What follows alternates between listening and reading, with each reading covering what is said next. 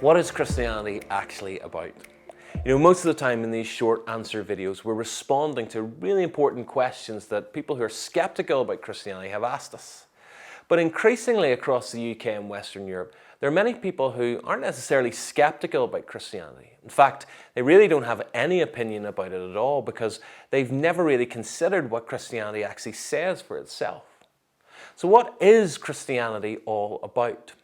Well, first, it's about the reality that our individual lives in our material universe that we live in are not random or meaningless or the product of unintended impersonal processes. But that behind and before that universe is a God who is eternal. A God who's personal, whose essence is light and life, whose character is love and moral perfection, and who exists as three persons, Father, Son, and Spirit.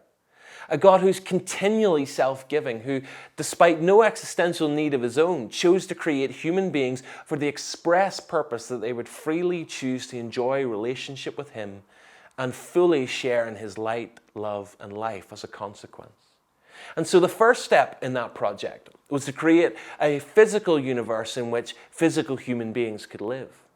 God created time, space, and matter in the beginning, giving science its playground, inputting that universe with information and life and beauty and complexity and physical regularity in which every ingredient in that world, from the Orion Nebula to the language of DNA, was designed to point human beings who had the capacity to comprehend the universe to the reality of the God who wove its cosmic tapestry together. And into that world, God created human beings in his own image, male and female, each with intrinsic value, rationality, aesthetic sense, creativity, and a moral capacity and free will by which they could freely respond to God. Sounds perfect? Well, in the beginning and for a time, it was. But you and I know that that's far from the world we experience today. So where did all the evil and pain and brokenness and death come from? Well, this is the next piece in the Christian story. Because the Bible explains that ultimately this stuff is the result of our human rejection of God. That rather than as human beings use our freedom to choose relationship with God, we bought into the lie that God was against us and used our freedom to turn against God, believing that we could be our own God, thank you very much, calibrating how we define reality or morality or meaning to our own agenda rather than God's. But when you turn away from light and life and love, all you're left with is a world mixed with darkness and death and disconnection and tragedy, where we might often still enjoy the gifts that God has prepared for us, but don't want God, the giver himself. Where we are ultimately left with is a broken world, a story far removed from what its divine author intended. But even though we'd given up on God, the God who is love did not give up on us. Rather than justly wipe us out or abandon us in our plight, the God of love got involved. Love stayed involved, knowing that the only way back was for us to discover God all over again and freely come to trust him, and in so doing find rescue from our plight of darkness and death. So God began to reveal himself. First to individuals who would learn to trust him, then to a whole people group who would go on a unique journey with God, learning things about him and his character and his ways, learning hard and important realities about human nature and about our own hearts and character, and then being mandated with putting that on display so that others could discover them as well. But God was so lovingly committed to us knowing him and finding life in him that eventually he would give the world the ultimate revelation of himself by sending his son Jesus.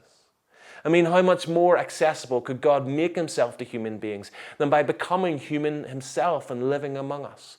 God became flesh and dwelt among us, the Christian story. And in so doing, God enabled human beings the most tangible opportunity to get to know him, to discover in Jesus who God is, how he treats people, to listen to him define ultimate reality and feed us with truth that we ultimately need and offer us hope that no one else can give us. Because ultimately, in Jesus, the Son of God, come among us in our brokenness, God was saying to us that he himself would take the responsibility for our sin and disconnectedness and death. That's what the cross of Jesus is all about. God, the one who'd been rejected, saying to his rejectors, I love you so much that I will pay the price of your rejection. I will take on your disconnection and death, and I'll bear it in full. I'll plunge it into the depths of the darkness, and yet I'll rise again and overcome it. So that now there's both a moral and an accessible basis for anyone who will turn from their rejection of God and trust in Jesus to find the life and light and love that God is and have it forever. That's what's available for each of us if we're willing to trust in Jesus. We get God as loving Father, Jesus as Savior, Lord, and advocate for our defense when we mess up, and the Spirit continually with us, teaching us and empowering us to live the way God intended. So that no matter what else we might experience in this broken world, the one thing we'll never experience again is separation from the love of God or the guarantee of having His promises towards us fully realized. But even then, we're not done. Because the final part of the Christian story is that one day God will conclude this particular chapter of human history. And those who choose to reject God and live as their own gods will be granted the full realization of what they wanted. But those who trusted in Jesus will enter into the permanent reality of a renewed universe saturated with the joy, life, light, and God, where all of our legitimate desires will be satisfied when we realize that we are in a place that we've been searching for our whole lives but didn't really know until that moment, where we will discover that we inhabit a story in which our lives and all our adventures have only been the title on the cover page, a story that will go on with God, in which every chapter is better than the one before. Christianity is the greatest story ever told, a story truly glorious because it's gloriously true. Are you interested?